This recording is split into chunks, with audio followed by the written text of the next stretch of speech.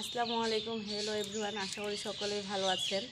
আজকে আমি সকালে একটা নতুন নাস্তার রেসিপি নিয়ে চলে এসেছি।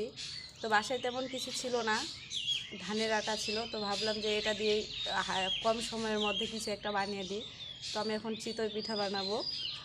এখানে আটাটা আমি ঘুলে নিয়েছি লবণ দিয়ে, পাতলা করে, খুব ঘনও না। তো দিয়ে দিতেছি এটা।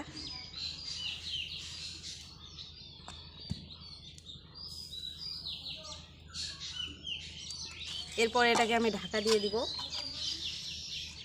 2-3 মিনিটের জন্য। আমার পিঠাটা হয়ে এসেছে, এখন এটাকে আমি তুলে নিব। দেখুন কত সুন্দর হয়েছে পিঠাটা। কম সময়ের মধ্যে আপনারাও এভাবে বাসায় বানিয়ে নিতে পারেন, অনেক সুন্দর হয়েছে। দেখুন, আমি আপনাদের পিছন সাইডটাও দেখাচ্ছি। এই যে দেখুন কত সুন্দর। এটা আপনারা সকালে বা বিকেলে নাস্তা হিসেবেও খাইতে পারেন। আর অবশ্যই ভালো লাগলে একটা লাইক দিবেন, আর আমার চ্যানেলটি সাবস্ক্রাইব করে আমার পাশেই থাকবেন। আল্লাহ হাফিজ।